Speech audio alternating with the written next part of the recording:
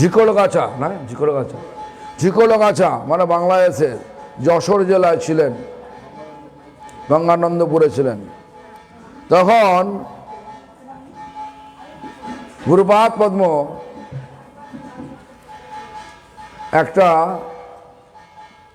ওনার ভাই ননীকে একটা চিঠি, ভাই ননীগোপাল প্রভুকে একটা চিঠি লিখেছিলেন। চিঠিটা আমি পড়ছি, হৃদয় পড়ছি।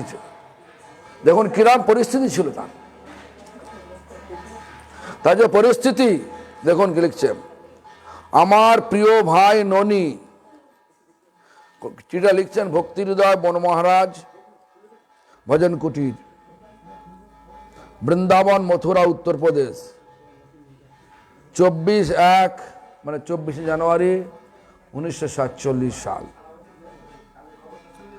এইটা হাসতে করে দেবো, বলে যাও, হাসতে করতে বলো না, কি ভলঙ্গ হয়ে আছে।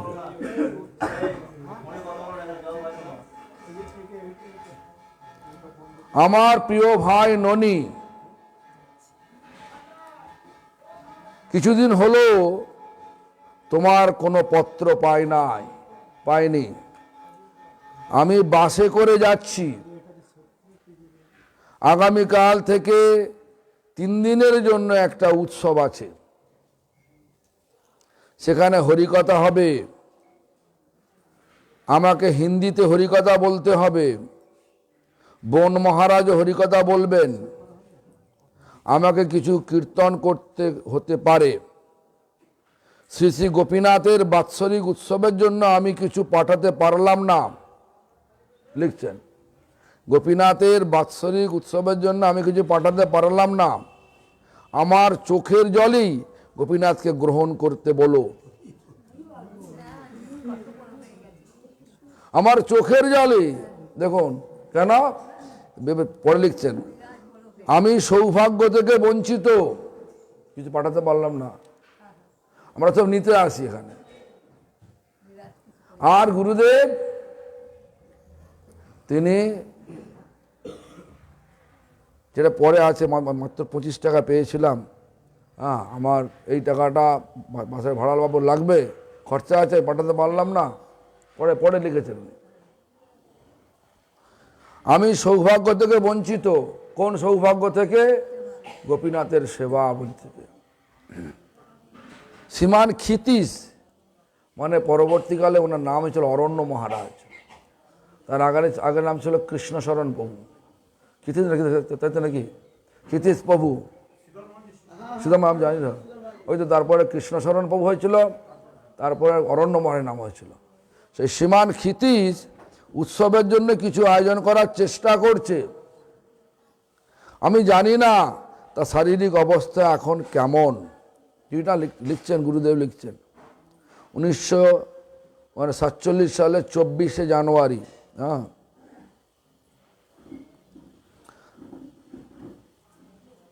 হ্যাঁ, সব খবর সে এখানে পাঠায়, মানে গঙ্গানন্দপুর থেকে সমস্ত খবর এখানে পাঠায়, মানে গুরুদেবের কাছে পাঠায়। ঠাকুর বাড়িতে আমি 2 ভাগে 14 পাতার একটি কীর্তন লিখেছিলাম। এই যে লেখাটা এখন পড়লাম না, যেটা আমাদের পর্বত মহারাজ করলেন তার সুকণ্ঠ দিয়ে।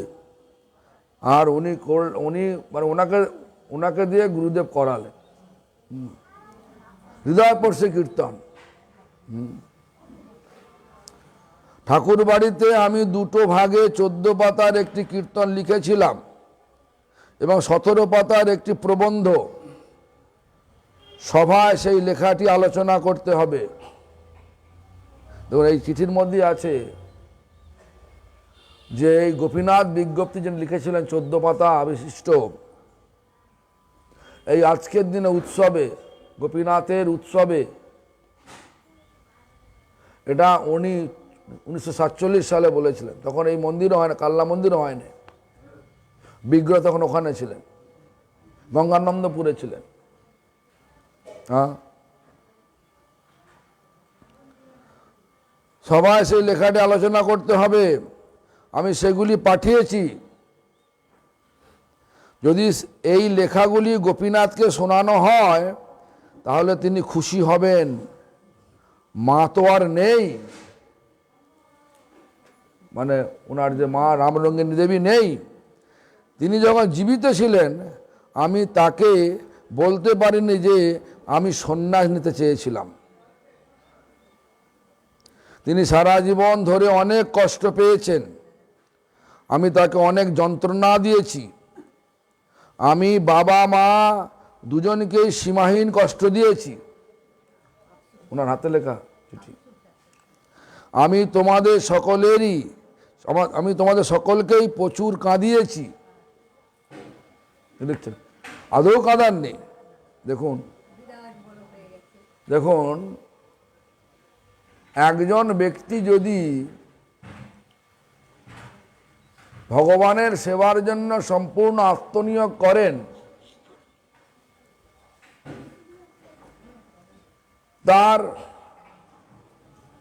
তিনি উত্তম বৈষ্ণব, তার 21 পুরুষ উদ্ধার হয়ে যায়।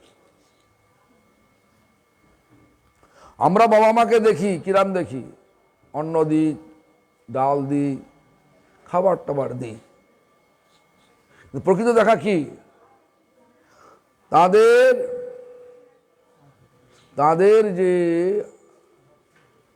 তাদেরকে উদ্ধার করা। কি উদ্ধার? এই জন্ম মৃত্যু চক্রের থেকে উদ্ধার করা। এই যে বিশ্বম্বর বাড়ি ছেড়ে চলে এসছে, মা বিশ্বম্বর, এরও বাড়ি কি বলে বাংলাদেশে, ফরিদপুর। মা মরে গেল, তা বললো মা মরে গেছে, তো বাড়ি যাবো। দেখো বাড়ি যে কি হবে, তো সে চলেই গেছে, গিয়ে লাভটা কি আছে? গেল না।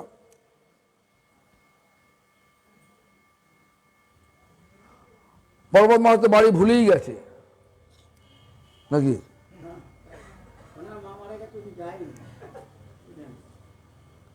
ভুলেই গেছে বাড়ি। আসলে কি, আমাদের গুরুদেব বলতেন মধ্যে মধ্যে যে সংসারটার উপর বিরক্তি এরম আনতে হবে। সংসারটা ত্যাগ করতে কিরকম? মলবধ। সংসার মানে কি, ফ্যামিলি নয়, আসক্তি। মলবধ মানে মল ত্যাগ করে যেমন পিছনে ফিরে আফসোস করি না যে ওহ এতটা পায়খানা করে ফেললাম, করি কি, বরঞ্চ আরাম হয়। ঠিক তেমনি করে কালকেই আমার বিকালে পাঠ করেছিলাম, সংসার সংসার করি মিছে গেল কাল, লাভ না হইল কিছু ঘটিল জঞ্জাল। কিসের এই সংসার ছায়াবাজি পায়, ইহাতে মমতা করি বৃথা দিন যায়। শরীরটা নিয়ে খুব তোয়াজ করি। শরীরটা সম্বন্ধে কি বলছে? কুকুর ও শিগাল সব আনন্দিত হয়ে মহোৎসব করিবে সাধের দেহ লয়। যে দেহের এই গতি তার অনুগত। দেখুন, এই শরীরটা যখন চলে যাবে, মানে শরীর থেকে যখন প্রাণটা চলে যাবে, তখন শরীরটা যদি সব কোথাও জায়গায় রাখা যায়, বন্ধ করে দাও না, কি হলো?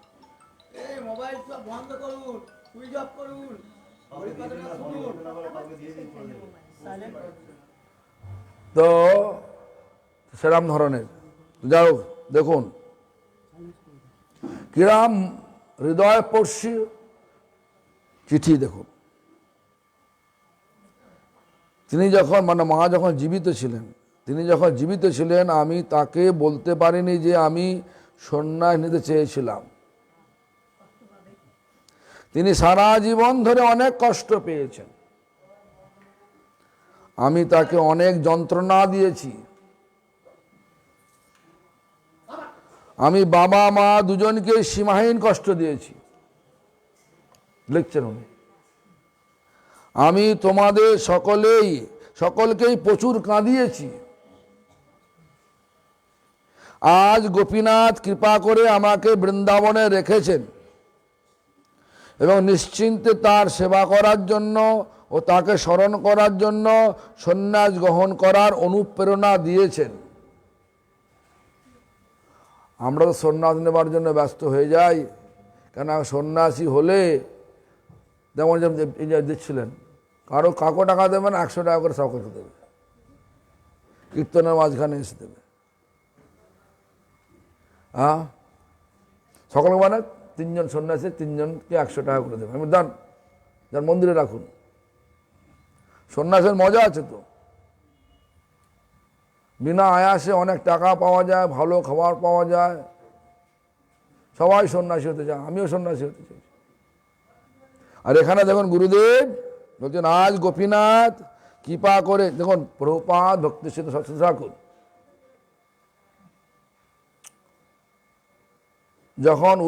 যখন আমাদের মানে গৌড়ীয় মঠ স্থাপন হয় হচ্ছে ভুবনেশ্বর ত্রিদণ্ডী গৌড়ীয় মঠ হয়, তখন প্রভুপাদ বললেন তাহলে প্রণবানন্দকে সন্ন্যাস দিলে হয়। প্রণবানন্দ মানে পুরী গোস্বামী ঠাকুর, মানে এদের বংশর উজ্জ্বল প্রদীপ বলছি কেন, ভক্তির প্রদীপ তিনি, ভক্তির প্রমোদ তিনি। প্রভুপাদ বললেন যখন ত্রিদণ্ডী গৌড়ীয় মঠ ভুবনেশ্বরে প্রতিষ্ঠিত, গুরুদেব বলছেন, আমার তো শোনা কথা ওনার মুখে। তারপরে প্রভুপাদ বলছেন প্রণব যেটা মামা করে এখন থাক, পরে দেখা যাবে। দেখুন প্রণব মামা করে মানে মায়ের প্রতি, মাকে সম্মান দেবে। মাকে যারা সম্মান না দেয় তাদের সন্ন্যাস ধর্ম রক্ষা হয় না। কেন বলছি, দেখুন চৈতন্য মহাপ্রভু সচিমাতাকে সম্মান দিয়েছিলেন কিনা? শান্তিপুরে সন্ন্যাস নিয়ে এলেন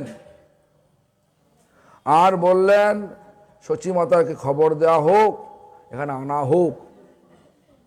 আর যখন শান্তিপুরে এলেন সচিমাতা, তখন কি হলেন? সাষ্টাঙ্গ দণ্ডবত করলেন। আর সন্ন্যাস নেবার আগেও মাকে বলে অনুমতি নিয়ে গেছেন।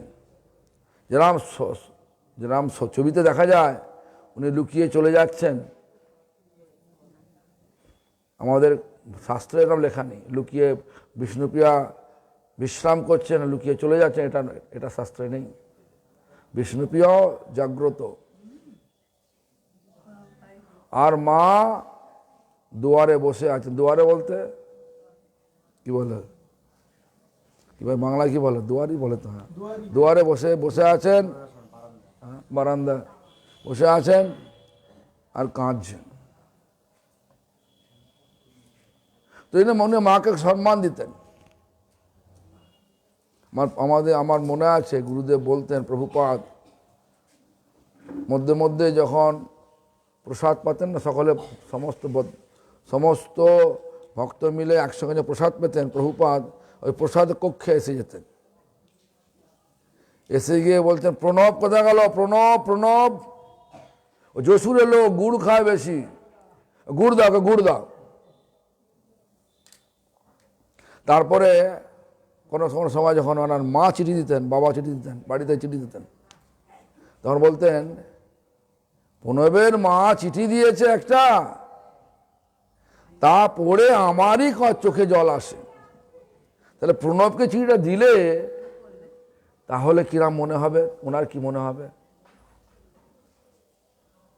মানে আগেতে নিয়ম ছিল প্রভুপাদের সমস্ত চিঠি প্রভুপাদকে যেত, তারপর প্রভুপাদ যেটা বুঝতেন তবে দিতেন, নাহলে দিতেন। এখন তো মোবাইল না দিলে মঠে থাকবো কেন নাকি? যেমন এই বলে প্রতাপ বলছে মোবাইল না দিলে মঠে থাকবো নি। হ্যাঁ কি না রে, সত্যি হ্যাঁ কি না রে? হ্যাঁ। তো দেখুন আমি বাবা মা দুজনকে সীমাহীন কষ্ট দিয়েছি। লক্ষ্য করুন তার যে মনোভাব, তার যে স্বভাব আর আমাদের যে স্বভাব মিলিয়ে দেখুন। আমি তোমাদের সকলকেই প্রচুর কাঁদিয়েছি, আজ গোপীনাথ কৃপা করে আমাকে বৃন্দাবনে রেখেছেন এবং নিশ্চিন্তে তার সেবা করার জন্য, তাকে স্মরণ করার জন্য সন্ন্যাস গ্রহণ করার অনুপ্রেরণা দিয়েছেন। তস্মিন তুষ্টে জগৎ তুষ্ট, অর্থাৎ ভগবানের সন্তুষ্টি হলেই জগতের সকলে সন্তুষ্ট হয়। এটা লিখছেন, কাকে লিখছেন? ওনার ছোট ভাই কে? ননী গোপাল প্রভু। শ্রী গোপীনাথকে সুখী করতে পারলে সমগ্র জগৎ সুখী থাকবে। আজকে আমাদের গোপীনাথের অভিষেক আরম্ভ হয়েছে, কালকে বলা হয়েছে 9টা থেকে কীর্তন হবে। কেউ নেই, ঢং ঢং ঢং ঢং করে মানে কাঁসড় বাজছে। আচ্ছা, যে আমরা দেখুন কতজন আছি, কেউ কেউ কেউ কেউ বাজাতে পারে, ভালো মৃদঙ্গ বাজাতে পারে, এনার মধ্যে ভালো কীর্তন করতে পারে, কেউ নেই। আমি জানি, আমি তো বলে দিয়েছি। তা আমি আর একটু পর মানে এখানে জব বাকি আছে, এক আছে, সব রেখে টেখে চলে আসতে হলো। ঢঙাস ঢঙাস ঢঙাস ঢঙাস ঢঙাস ঢঙাস করে কাঁসর বাজাচ্ছে। কাঁসর বাজিয়ে কীর্তন করলে ভগবান সিংহাসন পালাবার খাপ। কেন? ভগবান ফাইন আর্টের মাস্টার। ফাইন আর্ট তো জানেন তো? ফাইন আর্ট মানে শিল্পের মাস্টার। আর তার কাছে আমরা যারা ভালো ভালো বাদ্যকার, ভালো ভালো কীর্তন করতে পারি, কীর্তনিয়া, যে ঢঙাস ঢঙাস ঢঙাস ঢঙাস করে যে এখন কাঁসর বাজাই জোরে জোরে, কিরম মনে হয় ভগবান আমাদের সন্তুষ্ট হবে? দেখুন এখানে উনি বৃন্দাবনে আছেন, উৎসব হবে। তিনি লিখছেন গোপীনাথকে সুখী করতে পারলে সমগ্র জগৎ সুখী থাকবে। তাই আমি সন্ন্যাস নেওয়ার সিদ্ধান্ত নিয়েছি। তোমরা কেউ দুঃখিত হবে না। এই সন্ন্যাস ব্রত গ্রহণ করার আগে মায়ের অনুমতি নিতে হয়। তিনি তো সশরীরে নেই, তার পরিবর্তে খুড়িমা বা কাকিমা আছেন। আমার সমস্ত অপরাধ ক্ষমা করে তাকে আমায় অনুমতি দিতে বলো।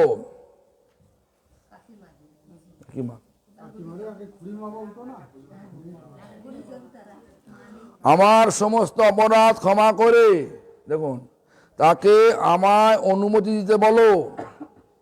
বাবা তো নেই, জ্যাঠামশাইও নেই, তাই খুড়োমশাই চরণে প্রণাম জানিয়ে আমার পক্ষ থেকে তার অনুমতি প্রার্থনা করো।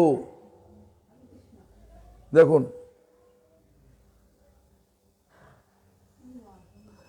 জ্যাঠামশাইয়ের ছেলেদের অর্থাৎ বড় দাদাদের আমার শুভেচ্ছা জানাবে। জ্যাঠিমা আমাকে তার নিজের সন্তানের মতো দেখেন।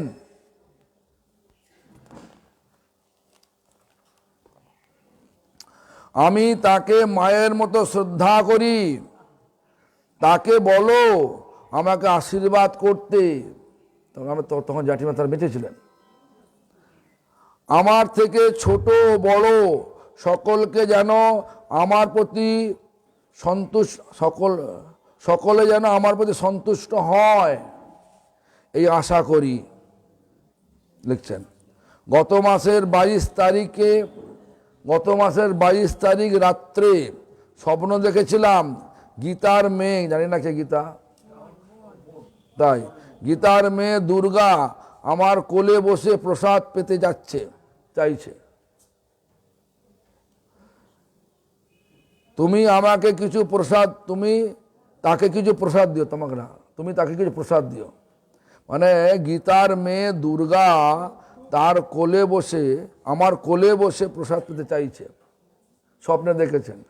এই জন্য বলছেন তুমি তাকে, মানে কাকে বলছে তুমি? বলছে আপনার বাবা ননী গোপাল বলছেন তুমি তাকে কিছু প্রসাদ দিও, তাদের সকলকে আমার অবস্থার কথা বলো।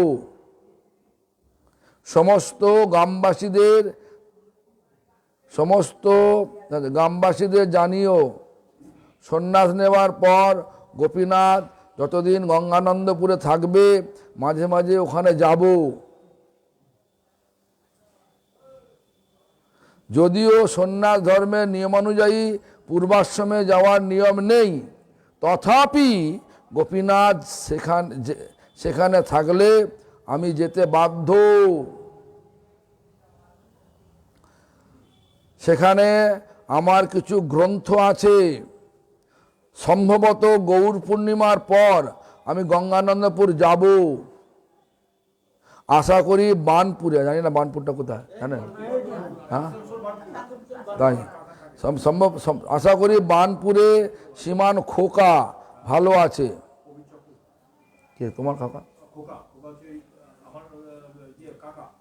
তাই আশা করি বানপুরে শ্রীমান খোকা ভালো আছে। বাড়িতে সকলকে আমার শুভেচ্ছা জানাবে।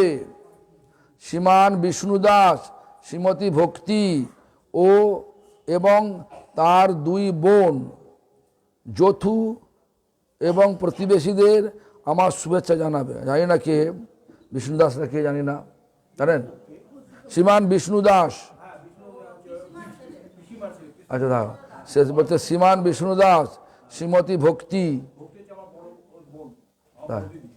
তাই এবং তার দুই বোন যথু, যথুকে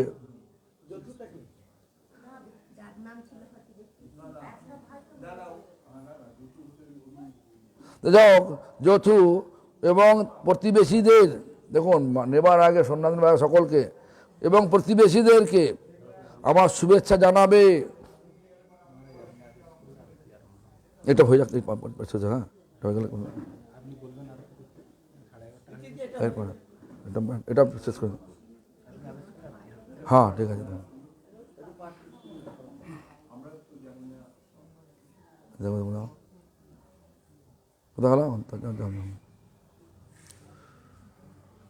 তাদেরকে আমার আশীর্বাদ জানাবে। তুমিও আমার আশীর্বাদ, আমার স্নেহাশীর্বাদ গ্রহণ করো। স্নেহের আশীর্বাদ গ্রহণ করো মানে কি লিখছেন তুমি বলতে ননীগোপাল। শ্রী গিরিধারী আর গোপীনাথ হলো তোমার প্রভু। গিরিধারী আর গোপীনাথ হলো তোমার প্রভু, তারাই তোমার রক্ষাকর্তা।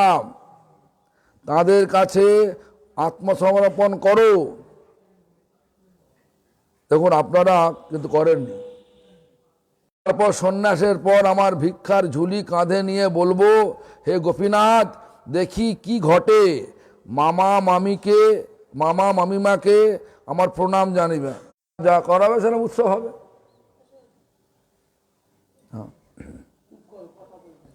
আমার পরিবারে সকলেই দুঃখী। ভগবত ভজন ছাড়া তাদের দুঃখ শেষ হবে না। কি করেন আপনারা বুঝে দেখুন, আমার কথা নয়, আপনার জ্যাঠামশাইয়ের কথা, মহাজনের কথা বলছে। আমার পরিবারে সকলেই দুঃখী। দেখুন আপনারা দুঃখী না সুখী? বাড়ি করতে পারেন, গাড়ি করতে পারেন, চাকরি করতে পারেন, পেনশন পেতে পারেন, কিন্তু দুঃখ যাবে না। কেন? সুখের সম্রাট কে? ভগবান। ভগবান কে? গোপীনাথ। হ্যাঁ, উনি বলছেন ভগবত ভজন ছাড়া তাদের দুঃখ শেষ হবে না। সব দুঃখ দূরে গেল পদবরণে। ভগবানের পাদ পদ বরণ করুন, জানার মুশকিল হবে।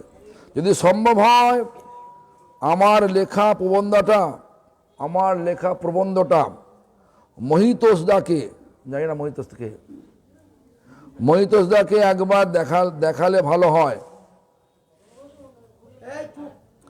আমার ইচ্ছা গ্রামে বেশি করে ভগবত ধর্ম আলোচনা হোক, তাহলে গ্রামের মঙ্গল হবে, না হলে গ্রামে সর্বনাশ অবশ্যম্ভাবী। গ্রামবাসীরা তা বোঝে না, এটাই তাদের দুঃখ আনবে। শ্রীমান ক্ষিতীশকে আমার স্নেহাশিস দিও। তার পরিবারকে শুভেচ্ছা জানাবে। হরিপদ ভাইয়ের জানেন, হরিপদ ভাইয়ের আমার প্রতি প্রচুর স্নেহ আছে। তাকে আমার পরিস্থিতির কথা জানাবে এবং তার কুশল বার্তা আমাকে জানাবে। মাওড়াগাম থেকে রাধারানী আমাকে 5 টাকা পাঠিয়েছিল। ক্ষিতীশকে বলো রাধারানীকে এই খবর জানাতে। গোপীনাথের উৎসবে রাধারানীকে নিমন্ত্রণ করবে। জানি না কে, বিদ্যুৎ শৈলবালাকেও নিমন্ত্রণ করবে। আমি তাদের আলাদা করে একটা পত্র লিখেছি। দয়া করে শৈল, কানাই এবং সকলকে আমার স্নেহ জানাবে। আমার আর সময় নেই, ফিরে এসে আবার লিখব। ইতি তোমার বড় দাদা। চিঠিটা 1947 সালে 24শে জানুয়ারি আপনারই জ্যাঠামশাই বৃন্দাবন থেকে লিখেছেন। আর পরিবারকে কি নির্দেশ দিয়েছে সেখানে লিখে দিয়েছেন। শুধু পরিবার নয়, সমগ্র জগৎকে কি নির্দেশ দিয়েছেন। এখন বিড়ম্বনা হচ্ছে এই, যেন প্রদীপের নিচে অন্ধকার। এটাই হচ্ছে। যাই হোক, চিঠিটার কপিটা যে চিঠি আছে না, এখানে ছবি ছাপানো আছে, কিন্তু আমরা মানে কপি যে কাগজে লিখেছিল কাগজটা আমরা কী বলে ছোট করে সিঙ্ক্রোনাইজ করে আমরা এখানে দুটো লিখ দিয়েছি। কেউ যদি মানে পড়তে চায় এক্সপ্যান্ড করে করতে পারে। কিন্তু এটা লিখে দেওয়া হয়েছে এখানে। এখানে অনেক কথা আছে। এই কালনা উৎসবের কথা ভক্তিবিজ্ঞান ভারতী গোস্বামী মহারাজ তিনি সুন্দর লিখেছেন। বলছে আমাকে ভক্তিদ্বৈত মাধব গোস্বামী মহারাজ পাঠিয়েছিলেন, এখানে পুরী গোস্বামী মহারাজ উৎসব হবে, তোমরা যাও।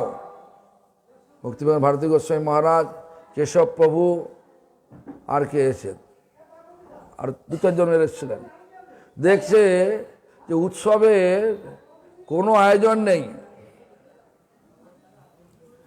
আর গুরুদেব বসে বসে নিশ্চিন্ত মনে জপ করে যাচ্ছেন। সকালবেলা এলেন সকলে, পরের দিন উৎসব। তখন গুরুদেব ভারতী গোস্বামী মহারাজ জিজ্ঞাসা করছেন, আচ্ছা উৎসবের কিছু ব্যবস্থা হয়েছে নাকি, কিছু চলছে নাকি? গুরুদেব বললেন, যা বাসুদেবের যা ইচ্ছা সেটাই হবে, ওনার কোনো চিন্তা নেই। কিন্তু ভক্তিবিজ্ঞান ভারতী গোস্বামী মহারাজ বলছেন যে আমি তো এই জন্যে এসেছি। তখন মহারাজকে জিজ্ঞাসা করলাম, গুরুদেবকে জিজ্ঞাসা করলেন যে এখানে যে কাল উৎসব, যে রান্না বান্নার জন্য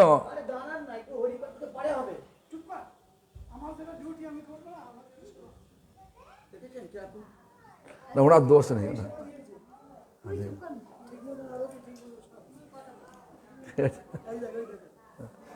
আচ্ছা 2 মিনিট তিনি বললেন, তিনি লিখেছেন, তার কথাতে তিনি লিখেছেন যে আমি জিজ্ঞেস করলাম এখানে কিছু আছে নাকি, বাসনপত্র আছে যেন ধুতে হবে, প্রস্তুত করতে হবে। তা বলে বাসনপত্র নাই, তবে এখানে কি আছে, প্রকৃতিবাবু। ওই যে প্রকৃতিবাবুর কাছে চল যান। ওই যে ভোরবেলা গিয়ে দরজা নাড়া দিলাম, প্রকৃতিবাবু উঠলেন, উঠে বললাম যে আমি একদম আসছি, অনন্ত বাসুদেব মন্দির থেকে আসছি, ভক্তিপদ পুরী গোস্বামী মহারাজ পাঠিয়েছেন, তো ওখানে আপনাদের এখানে বাসনপত্র আছে। বলে হ্যাঁ নিয়ে নাও, যা ইচ্ছা তাই নিয়ে নাও। ওখানে আছে তো নিয়ে এলাম। ওই যে নিয়ে এসে ভালো করে পরিষ্কার করে, কিছুই তো নেই দেখছি, কাল উৎসব কিছুই নেই, কি হবে কি। আর উনি বলছেন যে গোপীনাথের ইচ্ছা যা হবে বাসুদেবের যা ইচ্ছা হবে সেটাই হবে। এটা অনেক বড় চিঠি বলে আমি সংক্ষেপে বলে দিচ্ছি। তো ভারতী মহারাজ লিখছেন, পরের দিন সকালবেলা মানে পরের দিন সন্ধ্যেবেলা থেকে অল্প অল্প সব আসতে শুরু করেছে। আর সকালবেলা রান্না চাপিয়ে তখনও ঠিক ঠিক পরিমাণ মতো নেই। পরিমাণ মতো আমার রান্না মানে মানে জল আর কড়া আগুন চাপিয়ে দিই। যেমন একদম শঙ্কর যেমন হয়েই করছে, হেই দিল না। হ্যাঁ, আদা চাইলে 18 কিলো আদা বলেছি, 6 কিলো আদা দিচ্ছে খালি। হ্যাঁ, শঙ্কর বলছে। তখন ভারতী মহারাজ বলছেন, ওই সময় আমি কড়াতে জল দিয়ে চাপিয়ে দিয়েছি, আগুনে মানে উনানে চাপিয়ে দিয়েছি। তারপরে আশ্চর্য ব্যাপার, একবারে ভগবানের যে কি ইচ্ছা, ভক্তের ইচ্ছাকে পূরণ করে, স্থানীয় লোকেরা এত দ্রব্য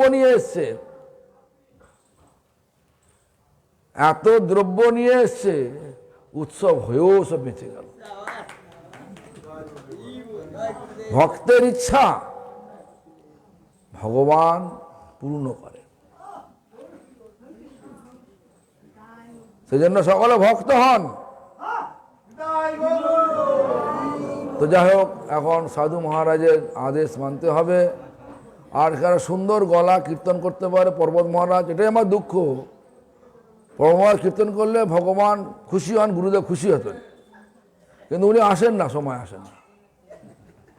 এটা যে দুঃখ, আমারও দুঃখ হলে রাগ হয়ে যাচ্ছে আমার।